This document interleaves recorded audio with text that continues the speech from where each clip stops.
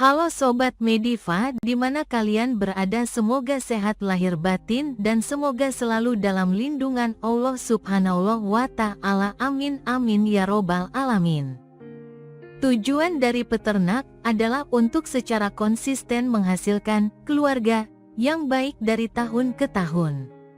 Oleh karena itu, hanya mengandalkan satu atau dua pasang indukan untuk hal ternak sangat beresiko karena tidak mungkin sepasang merpati bisa berproduksi secara terus-menerus. Oleh karena itu, pasokan ulang sangat penting. Seringkali kecenderungannya adalah jika seorang peternak mempunyai pasangan emas, maka pasangan emas tersebut dibangkitkan untuk terus bertelur. Cara ini sangat beresiko karena beberapa alasan. 1. Kualitas burung betina yang terlalu sering bertelur menurun dan munculnya gen resesif negatif meningkat. 2. Burung yang memasuki fase bersarang harus dipersiapkan dengan baik lahir maupun batin. Kebugaran fisik terkait dengan nutrisi dan perawatan yang baik.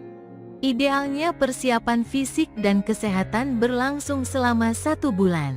Ini adalah periode perawatan atau pencucian. Jika seekor burung bertelur 2 kali sebulan, bagaimana cara mempersiapkannya secara fisik dan sehat? Burung yang memasuki fase kawin mengalami stres. Jika terlalu sering bertelur, masa stres menjadi semakin sulit. Jika di dalam sangkar kita mempunyai burung yang termasuk dalam golongan emas pasangan. Yang terpenting adalah bagaimana menjaga kombinasi genetik yang ideal di dalam sangkar kita. Hal ini hanya dapat dilakukan melalui perkawinan sedarah dan pembiakan garis. Memang benar bahwa perkawinan sedarah dan perkawinan sedarah menghasilkan keseragaman baik kualitas maupun bentuk fisik. Namun tujuan peternak adalah menghasilkan kualitas yang seragam, bukan menghasilkan keluarga merpati dengan kualitas yang terfragmentasi. Kesetaraan tidak boleh dimaknai sebagai keseragaman yang statis, namun sebagai keseragaman yang dinamis di mana kualitasnya terus meningkat, meskipun menggunakan strategi inbreeding. Namun kualitasnya masih perlu ditingkatkan melalui persilangan dan persilangan balik. Namun jika kita terus melakukan persilangan tanpa stabilisasi gennya, maka kualitas produk ternak akan berbeda. Akibatnya, produk peternakan tidak mempunyai ciri atau standar mutu khusus. Peternak seperti ini tidak memiliki merek yang dapat diandalkan karena menimbulkan keraguan di kalangan pemain lain yang ingin memilikinya, karena standar hasil peternakan saja tidak cukup. Kemungkinan indukan menghilangkan gen di kemudian jika kita berbicara secara teoritis, cukup sulit untuk mengetahui beberapa karakter yang diwarisi dari indukan betina dan induk jantan. Karena indukan mempunyai peluang yang sama, 50-50, untuk mewariskan gennya kepada anaknya, sama seperti indukannya dalam hal warna. Keduanya mempunyai peluang yang sama karena gen diwariskan baik secara genotip maupun genotipe secara acak.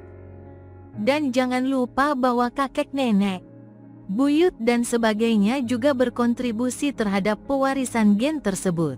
Oleh karena itu, membaca silsilah keluarga dalam warisan genetik penting dilakukan untuk mengetahui akar, ras, keluarga merpati, agar kita tidak melakukan kesalahan saat mempersiapkan perkawinan.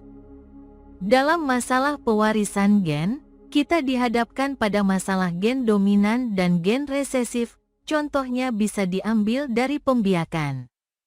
Badan kenyal dapat mengikuti induknya apabila gen penentu induk badan kenyal bersifat dominan. Namun bagaimana kita tahu induknya turun dengan lolos yang mewah dengan lolos mewah padahal burung tersebut belum pernah dilepas liarkan dan diuji terbang, kecuali merpati? Kita mungkin bisa menilai hasil akhir dari sistem kerja indukannya dari pihak induk jantan atau induk betina, walaupun hal ini tidak menjamin 100%. Jadi tidak ada jaminan bahwa penembakan keras itu akan diwariskan kepada keturunannya, melainkan semua berdasarkan pada perkiraan yang dihitung dan analisa yang akurat. Karena ketidakpastian ini, selalu disarankan untuk menggunakan prinsip terbaik vs terbaik dalam beternak untuk meningkatkan peluang mendapatkan burung yang baik. Reproduksi tujuan dari pembiakan adalah untuk membiakkan indukan, bukan pesaing, karena depresi perkawinan sedarah mungkin saja terjadi, seperti burung yang lambat, rentan terhadap penyakit, atau bahkan cacat fisik. Untuk menghasilkan pesaing, perlu dilakukan persilangan, peliharaan dengan kerabat sedarah lainnya. Sebaiknya burung yang digunakan untuk persilangan juga merupakan burung inbreed, hanya beda darah saja. Hal ini sering disebut hibridisasi, namun, dalam beberapa pengalaman perkawinan sedarah, depresi perkawinan sedarah tidak selalu muncul dengan segera, meskipun ada pula yang muncul dari pengalaman keturunan yang lahir melalui inbreeding langsung kacau, namun ada juga yang keturunannya normal dan bisa diajak main-main tanpa ada tanda-tanda depresi inbreeding. Secara singkat dapat dikatakan bahwa ada burung yang darahnya cocok untuk dikawinkan sedarah, dan ada juga yang tidak, karena tidak semua burung bisa diperoleh untuk dikawin sedarah. Bahkan dari burung inangnya sekalipun, jika hasilnya tampak normal, kita dapat mencoba mendapatkan kembaran saat kawin sedarah.